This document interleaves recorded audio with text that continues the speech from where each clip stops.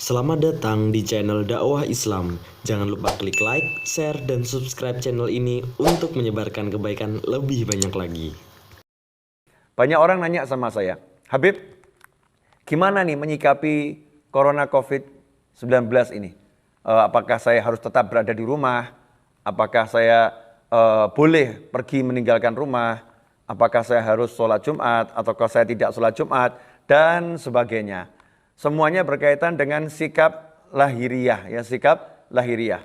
Bahkan ada yang nanya, Habib, saya kan nggak takut mati itu. Saya yang takut hanya sama Allah Subhanahu wa Ta'ala. Jadi saya siap aja mau keluar kemana-mana dan seterusnya dan seterusnya. Sebetulnya bagaimana sikap yang bijak, ya sikap yang benar, sesuai yang diajarkan oleh Allah Subhanahu wa Ta'ala dan diajarkan oleh Nabi Muhammad sallallahu alaihi wasallam.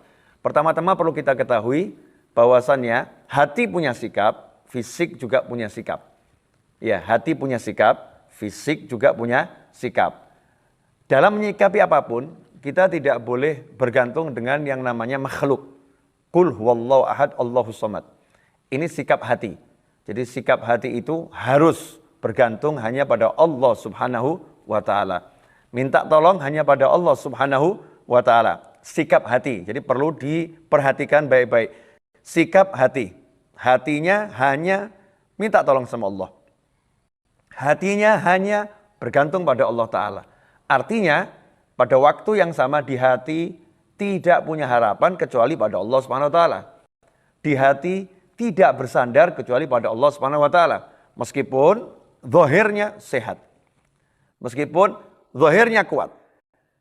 Tidak pernah merasa kuat, tidak pernah merasa sehat, kecuali kalau dikuatkan, disehatkan oleh Allah Subhanahu wa Ta'ala. Sehingga hatinya selalu waspada, mensyukuri kesehatan tersebut. Atau di saat yang sama punya harta yang sangat banyak. Tidak pernah percaya diri dengan hartanya, tapi hatinya percaya kepada Allah Subhanahu wa Ta'ala. Sehingga dalam setiap tarikan dan hembusan nafas, seorang muslim tidak pernah meninggalkan Allah Subhanahu wa Ta'ala. Tidak pernah bersandar kecuali pada Allah Subhanahu wa Ta'ala. Ini sikap hati. Nah, khusus terhadap COVID-19 Corona. Bagaimana sikap hati kita? Ya ini penyakit. Makhluk. Apapun itu makhluk. Gak boleh kita takut kepada makhluk. Harus takut pada Allah Subhanahu wa Ta'ala. Jadi hati ini ditenangkan ya. Jangan takut sama penyakit. Tapi takutlah pada Allah Subhanahu wa Ta'ala. Hati ya. Perhatikan baik-baik hati. Jadi hati kita, pikiran kita harus meyakini penyakit ini tidak bisa membawa keburukan kecuali kalau Allah izinkan. Ya, dan penyakit ini akan bisa disembuhkan hanya dengan Allah Subhanahu wa Ta'ala. Bukan dengan obat apapun dan bukan dengan manusia manapun. Hati. Tapi fisik, ya fisik kita ini punya tugas yang sinkron dengan hati. Sebetulnya tugasnya sama, melanjutkan. Jadi kalau hatinya itu takut sama Allah Ta'ala, kemudian kita nanya, bagaimana cara yang dianjurkan Allah menghadapi penyakit semacam ini, atau apapun itu.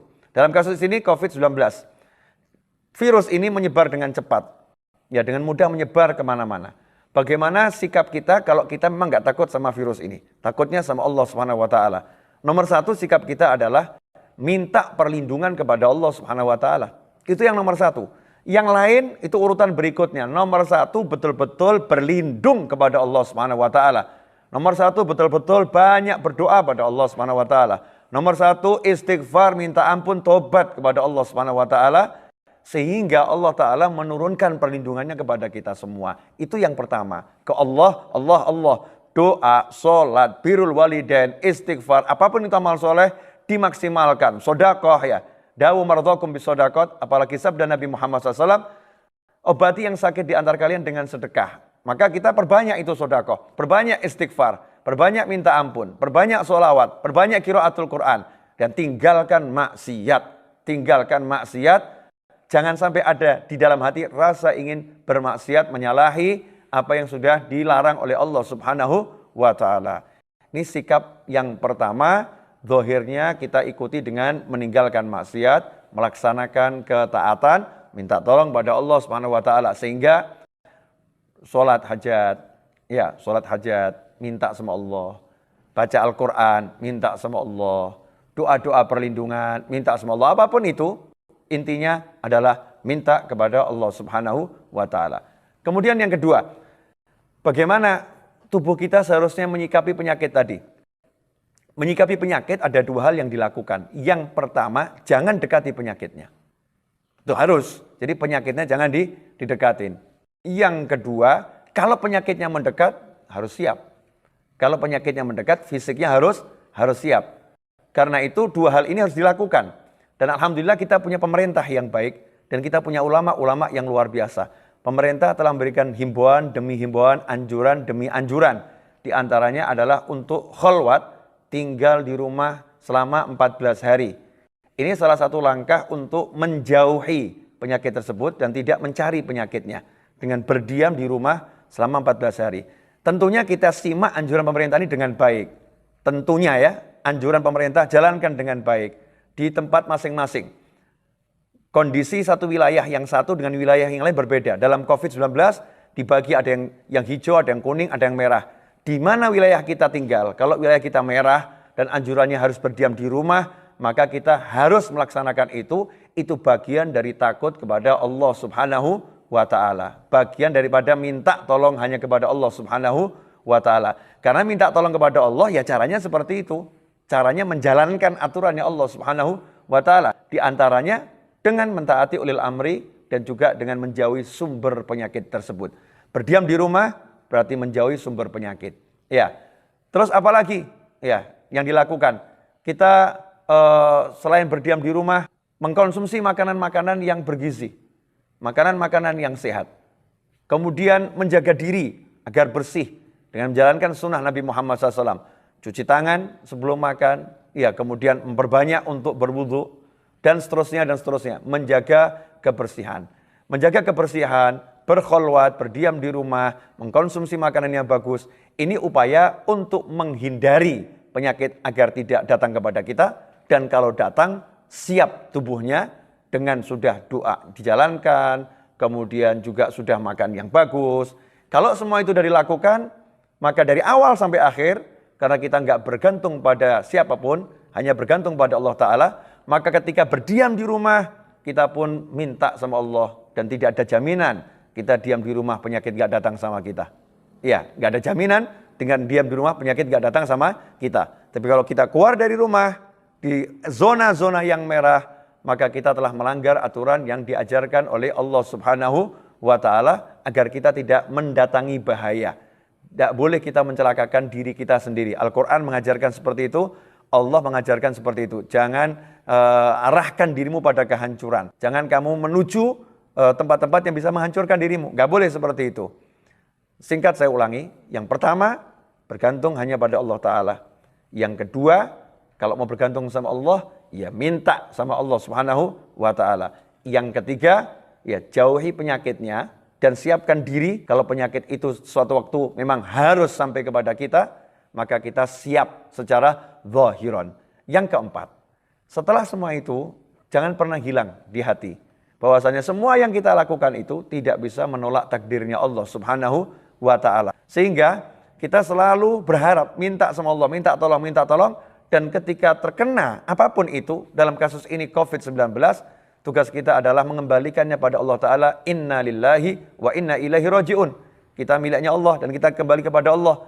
Maka kita bersabar. Dengan bersabar itu kita mendapatkan pahala yang besar. Wasabru thawabuhul jannah. Dan orang yang sabar pahalanya adalah surganya Allah Subhanahu wa Ta'ala. Jangan kemudian yang tinggal di zona merah, ya, sekali lagi yang saya sampaikan, yang tinggal di zona merah melanggar himbauan ulama, melanggar himbauan pemerintah, kemudian mengatakan kita berkumpul ini untuk berdoa pada Allah Subhanahu wa Ta'ala. Ikhwani rahimakumullah, pernah kejadian di masa ulama-ulama yang terdahulu, ada wabah seperti ini, kemudian ada 40 orang yang meninggal dunia karena wabah tersebut. Akhirnya diperintahkan agar masyarakat untuk puasa. Setelah itu mereka berbondong-bondong pergi padang Sahara, sholat dan berdoa. Hasilnya setelah itu, dalam sehari yang meninggal 1.000 orang. Dalam sehari yang meninggal 1.000 orang. Artinya apa ini? Karena aturannya Allah Ta'ala tidak dijalankan. Ketika memang zona itu merah, wabah di situ besar, 40 orang meninggal dunia di satu lokasi, kalau sekarang jadi red zone, zona merah, maka jangan berkumpul. Seperti yang dianjurkan pemerintah. dianjurkan ulama. Di rumah masing-masing ibadah dimaksimalkan.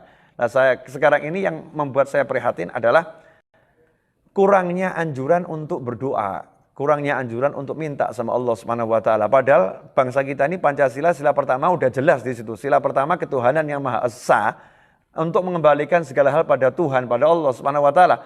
Seharusnya kita berdoa dan berdoa dan berdoa dan berdoa dan berdoa. Tidak ada apa-apa aja kita berdoa, apalagi dalam kondisi yang seperti ini. Harusnya kita lebih banyak berdoa. Jangan kita menonton tayangan-tayangan yang gak ada manfaatnya. Walaupun untuk ngisi waktu, buang waktu, mungkin bosan. Ya tetap kita harus mujahadah. Dan ikhwani rahimakumullah, kholwat itu dalam Islam dianjurkan. Iya, dalam kholwat berdiam itu ada kebaikan. Makanya saya diajarkan sama leluhur saya untuk kholwat setiap malam Jumat dari mulai Kamis sore sampai hari Jumat itu berakhir. Dari mulai malam Jumat sampai Jumat berakhir untuk berdiam diri, tidak keluar kecuali untuk melakukan sholat Jum'ah dan jamaah. Itu pun dalam kondisi yang normal ya, kondisi yang normal, tidak ada musibah, tidak ada apa-apa. Nah ini sayangnya kita ini dalam setahun mungkin tidak pernah kholwat. Nabi Muhammad SAW itu mendapatkan wahyu di Gua Hira setelah kholwat, berbulan-bulan kholwat, menyepi di Gua Hira, ingat zikir sama Allah Subhanahu wa taala, tawajjuh pada Allah, akhirnya dapat wahyu dari Allah taala. Sekarang kita dikondisikan oleh kondisi yang enggak menyenangkan ini, kita dipaksa untuk kholwat. Ya, dipaksa untuk tinggal di rumah 14 hari. Sebetulnya ini peluang yang sangat bagus buat kita untuk semakin meningkatkan ibadah. Ya, meningkatkan ibadah untuk semakin belajar. Ikhwani rahimakumullah, saya akan bacakan satu hadis untuk menutup kajian pada episode kali ini. Hadis di kitab Arba'in An-Nawawiyah, hadis yang ke-19. Bismillahirrahmanirrahim. An Abil Abbas, Abdullah bin Abbas radhiyallahu anhuma qala, kuntu khalfan Nabi sallallahu alaihi wasallam yauman faqala, ya gulamu inni uallimuka kalimat, ihfadillah yahfadka, ihfadillah tajidhu tujahak, idza sa'alta fas'alillah, wa idza ista'anta fasta'in billah, wa alam anna al-ummata law ijtama'at ala an yanfa'uka bi syai'in lam yanfa'uka illa bi syai'in qad katabahu Allah lak, wa in ijtama'u ala an yadurruka bi syai'in lam yadurruka illa bi syai'in qad katabahu Allah 'alaik. Rufi'atil aqlam wa jaffatis suhuf. Rawahu Tirmidzi wa qala hadits hasan sahih. Hadits ini diriwayatkan oleh Imam Tirmidzi, disampaikan oleh Sayyidina Abdullah bin Abbas, sepupu Nabi Muhammad SAW radhiyallahu anhuma. Di mana Sayyidina Abdullah bin Abbas radhiyallahu anhuma berkata, suatu hari aku diboncengkan oleh Nabi Muhammad SAW. Ya, saking tawadhu'nya Rasulullah SAW itu kalau naik kendaraan mau boncengkan orang lain, enggak sendirian. Ini boncengkan sepupunya yang masih kecil, yaitu Sayyidina Abdullah bin Abbas radhiyallahu taala anhuma. Kemudian Nabi SAW berkata, faqala ya ghulam, wahai anak kecil, inni uallimuka kalimat. Sungguh aku ingin mengajarkanmu beberapa kata, mengajarkan beberapa kalimat. Ihfadillah, jagalah Allah, yahfadka, maka Allah akan menjagamu. Ihfadillah tajidhu tujahak, jagalah Allah, maka kamu akan dapati Allah ada di depanmu. Idza sa'alta fas'alillah, kalau kamu minta, mintalah pada Allah Ta'ala. Wa idza sta'anta, dan kalau kamu minta perlindungan, minta pertolongan, fasta'in billah, mintalah pertolongan dengan Allah Subhanahu wa taala. Wa'lam, dan ketahuilah, seandainya seluruh umat manusia itu berkumpul untuk memberikan suatu manfaat kepadamu, maka mereka tidak akan bisa memberimu manfaat kecuali dengan sesuatu yang telah ditentukan oleh Allah taala untukmu. Dan ketahuilah, seandainya seluruh umat manusia berencana memberikan keburukan kepadamu, mencelakakan dirimu dengan suatu hal, maka mereka tidak akan pernah bisa mencelakaimu kecuali dengan sesuatu yang telah ditetapkan oleh Allah Subhanahu wa taala terjadi kepadamu. Rufi'atil aqlam, pena sudah diangkat, wa jaffatis suhuf, dan lembaran-lembaran yang tertulis sudah kering. Artinya tulisannya sudah jadi semuanya. Ikhwani rahimakumullah, kalau kita dengar hadis dari Nabi Muhammad SAW ini sangat jelas. Apa yang diajarkan Rasulullah SAW? Ihfadillah yahfadka. Jagalah Allah. Jagalah Allah artinya apa? Semua hal yang diharamkan Allah kita tinggalkan, yang diwajibkan kita jalankan. Yahfadka, Allah yang akan jaga kamu. Ihfadillah, jagalah Allah, maka kamu akan dapati Allah di depanmu. Artinya Allah yang bimbing kita, Allah yang melindungi kita, Allah yang membela kita, dan seterusnya, dan seterusnya. Dan tadi ada satu kalimat yang sangat luar biasa dari Nabi Muhammad SAW. Seandainya seluruh makhluk ingin berbuat buruk kepadamu, tidak akan mereka bisa mencelakaimu, kecuali atas sesuatu yang telah ditetapkan oleh Allah Subhanahu wa taala. Termasuk COVID-19 ini, walaupun seluruh virus itu berada dalam dirimu, tidak akan bisa mencelakaimu dan tidak akan bisa mencelakai orang lain kecuali atas izin Allah Subhanahu wa taala. Tapi jangan salah memahami, ini sikap hati. Ya, semua ini adalah akidah, sikap hati, bukan sikap zahir. Hati kita harus yakin seperti itu, tapi zahir kita wajib menjaga. Sama seperti orang yakin, racun itu tidak bisa menyebabkan orang mati. Mati itu keluarnya roh, ajal habis. Tapi nggak boleh kita ambil racun diminum, itu namanya bunuh diri. Nggak boleh seperti itu. Sikap hati dan sikap zahir adalah dua hal yang berbeda. Dan Islam mengajarkan kita untuk berjalan dengan dua hal tersebut. Hati berjalan kepada Allah Ta'ala, zahir berjalan pada Allah Ta'ala, masing-masing punya aturannya sendiri. Ada aturan hati, ada aturan lahiriah. Yakin rezeki itu dari Allah Subhanahu wa taala, tapi aturan lahirnya orang diperintahkan untuk keluar dari rumah, untuk mencari nafkah, untuk bekerja dan seterusnya. Kesimpulannya adalah di wilayah-wilayah yang red zone, zona merah, pemerintah telah menganjurkan untuk tinggal di rumah, maka manfaatkan 14 hari itu untuk khalwat dan mendekatkan diri pada Allah Subhanahu wa taala. Dan jelas kalau di rumah seharusnya kita akan semakin susah untuk maksiat. Makanya jangan buka sarana-sarana maksiat di rumah. Tutup sarana-sarana maksiat. Kalau udah seperti itu, ihfadillah, kamu jaga Allah, yahfadka. Allah yang akan jaga kamu. Sedangkan di wilayah-wilayah yang lain, tanya kepada pemerintah setempat. Aturan apa yang diterapkan di sini? Karena setiap wilayah punya aturannya sendiri-sendiri.